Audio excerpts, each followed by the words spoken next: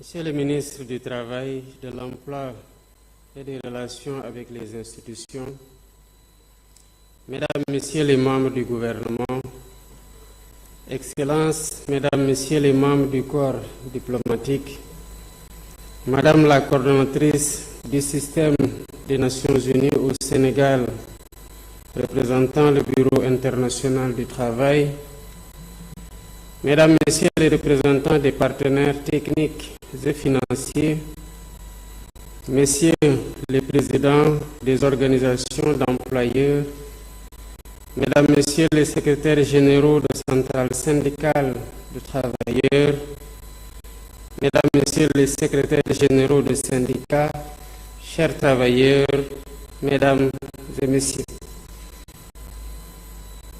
En cette veille de célébration de la Journée internationale du travail et de remise du cahier des doléances, je voudrais d'abord saluer la mobilisation exceptionnelle de tous les acteurs sociaux qui ont répondu massivement à l'invitation de l'État à l'occasion de cette 4e conférence sociale sur le thème de l'emploi et l'employabilité. Cela témoigne de l'engagement de chacune et de chacun de vous à œuvrer à la prise en charge de cette problématique qui touche directement à la dignité humaine, à l'épanouissement personnel et à la cohésion sociale. Cette conférence se déroule dans le contexte du renouveau du dialogue social dans notre pays, marqué récemment par la rencontre tripartite gouvernement, syndicats et patronat sous la présidence du Premier ministre et ayant permis de définir les contours d'un nouveau contrat social pour une croissance inclusive et durable. Pilier essentiel de la stabilité sociale et du développement humain, l'emploi constitue un garant solide du droit à une vie décente. Mais trouver un emploi qualifié requiert un ensemble de compétences, de qualités et d'aptitudes. C'est ce qu'on appelle l'employabilité. Il existe donc un lien interdépendant entre l'emploi et l'employabilité qui permet à un individu d'obtenir, de conserver et d'évoluer dans un emploi. C'est un défi permanent face aux bouleversements technologiques majeurs que connaît notre époque, notamment avec l'essor fulgurant de l'intelligence artificielle et l'utilisation croissante des robots et des services automatisés à la place des humains. Ces évolutions posent avec acuité la question de l'avenir du travail et les compétences de demain. Mesdames, Messieurs, le constat dressé par l'Organisation internationale du travail est déjà alarmant. Un jeune sur 5 dans le monde est sans emploi, sans formation, sans éducation.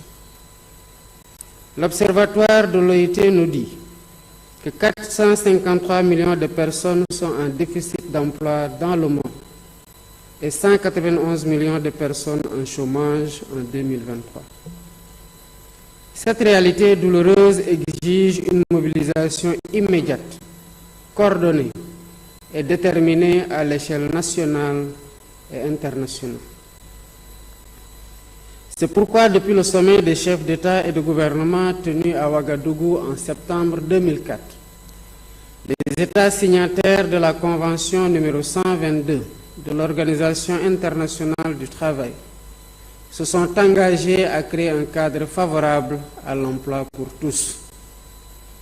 La Banque mondiale, consciente du phénomène, a appelé à lever les obstacles à l'emploi, indiquant que les pays en développement doivent créer 600 millions d'emplois supplémentaires d'ici 2030 pour accompagner leur croissance démographique.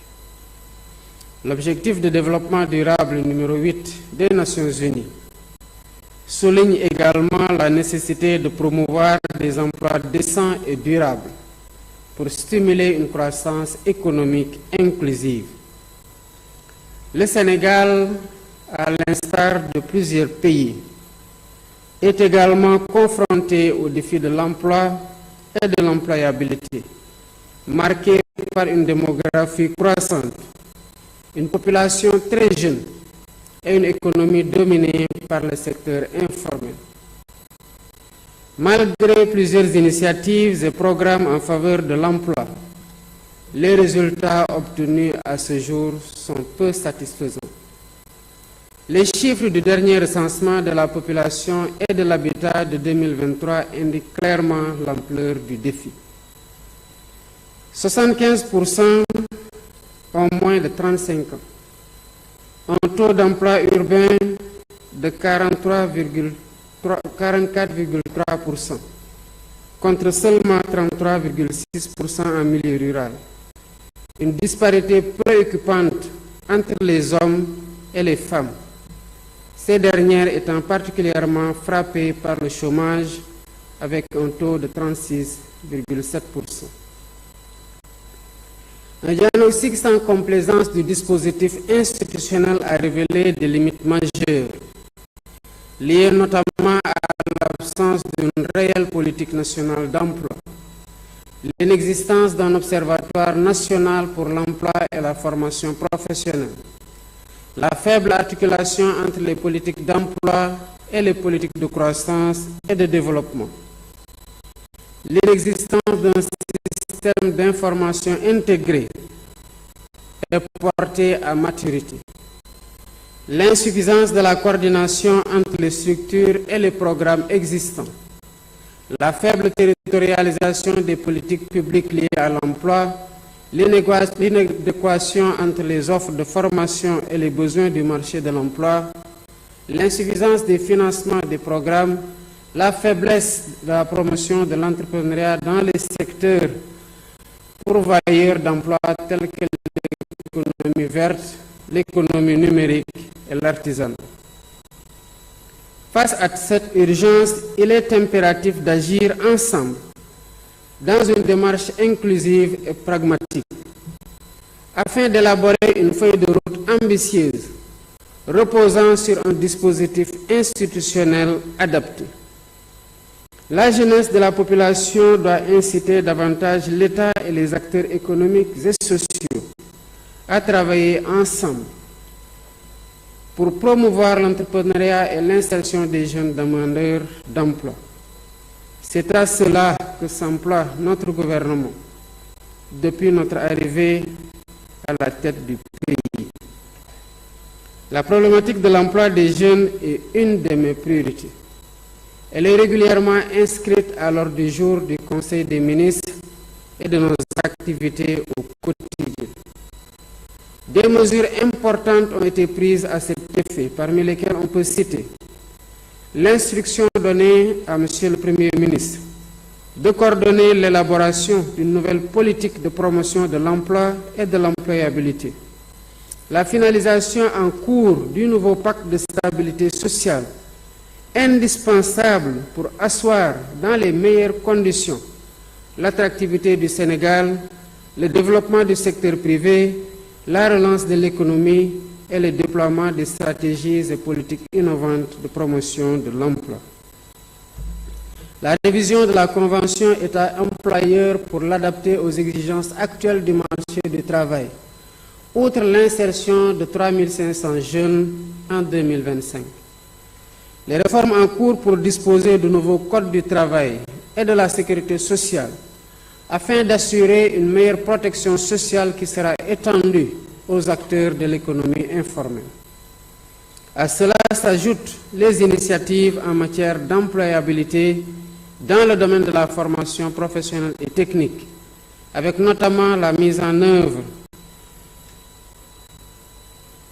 du programme de l'apprentissage de masse, le projet de formation pour l'autonomisation des femmes, le projet de formation des talibés dénommé Dara Atelier, la généralisation de l'internalisation des modules sur l'entrepreneuriat dans les filières de formation et l'insertion des centres d'incubation dans les établissements de formation professionnelle et technique, le renforcement du dispositif innovant d'insertion des jeunes à travers les masterclass et les caravanes de l'insertion et la mise en place d'une plateforme nationale d'insertion professionnelle.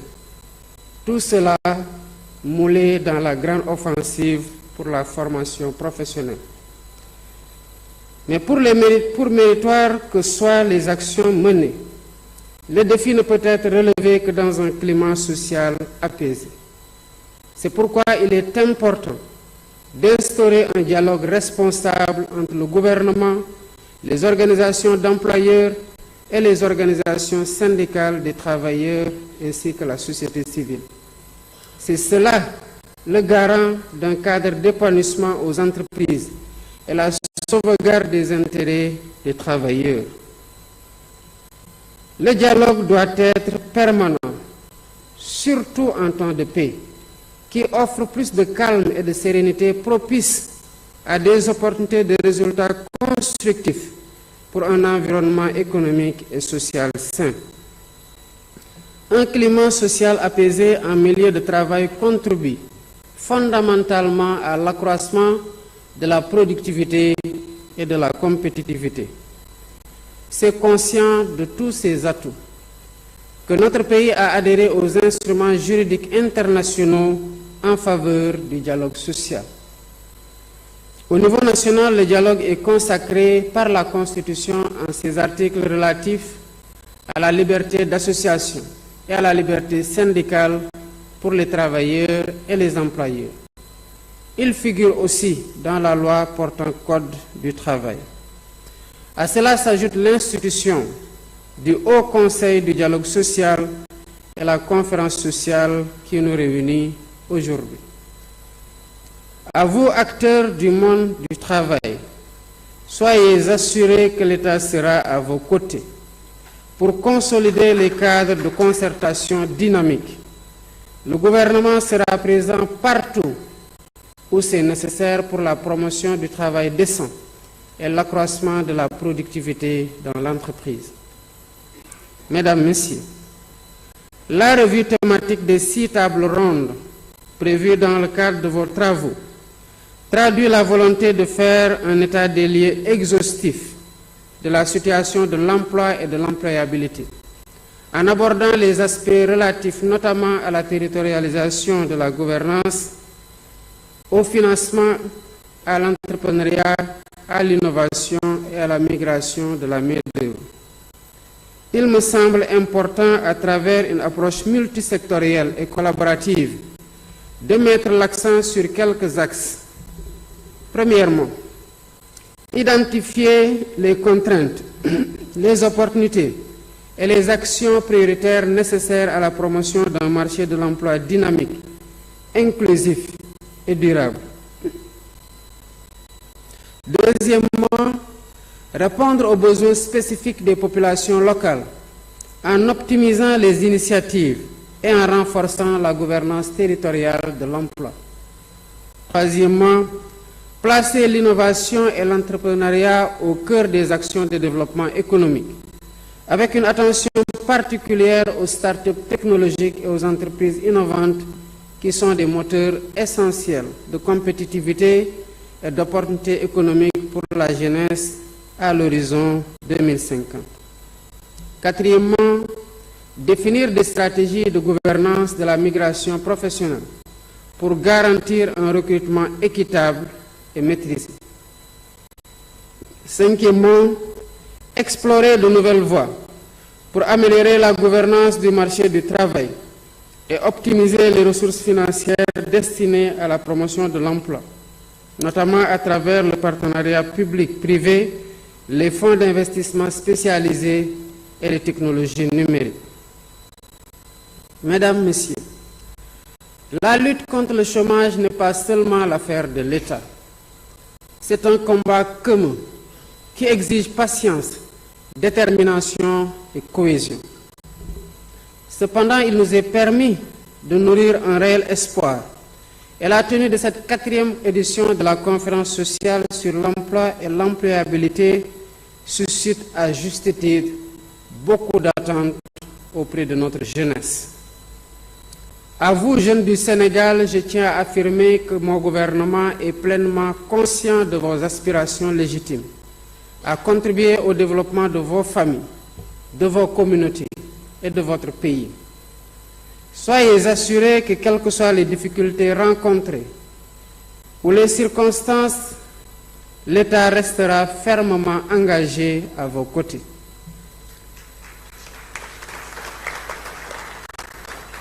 Plus que jamais, je demeure déterminé à relever avec vous le défi pour que chacun puisse accéder à un travail digne, productif et valorisant. À ce propos, j'invite nos chefs d'entreprise à s'engager davantage dans l'offre d'opportunités de formation et la création d'un environnement de travail inclusif, en favorisant le développement des compétences de vos employés. Vous ne vous contentez pas de renforcer uniquement la compétitivité de vos boîtes, mais vous contribuez également à la valorisation du capital humain, un des piliers de la stratégie nationale de développement. Il est aussi important de promouvoir une culture de l'apprentissage et de l'innovation, que ce soit par le biais de stages, de mentorat, de programmes de formation. Chaque initiative compte. Les jeunes doivent être encouragés à explorer différentes voies professionnelles et à ne pas craindre de se réinventer. Pour sa part, l'État jouera son rôle pour garantir une meilleure adéquation entre les formations proposées et les besoins du marché du travail. C'est ce qui permettra de réduire sensiblement les écarts existants, tout en renforçant la compétitivité économique et sociale du Sénégal. Chers participants, votre engagement aux côtés de l'État sera essentiel pour relever les défis qui nous attendent. Finalisation de l'élaboration de la nouvelle politique de l'emploi, mise en œuvre des réformes nécessaires du marché du travail, création d'un système d'information sur le marché de l'emploi intégrant les métiers émergents, renforcement du lien école-entreprise et encouragement de l'investissement privé dans les pôles territoriaux. C'est pourquoi j'attends avec intérêt les conclusions et recommandations qui émergeront de vos travaux pendant ces 2 journées. Soyez assurés qu'elles feront l'objet d'une exploitation attentionnée par le gouvernement dans la mise en œuvre de la feuille de route qui sera retenue. Je déclare ainsi ouverte la 4e édition de la conférence sociale et souhaite plein succès à vos travaux. Je vous remercie de votre attention.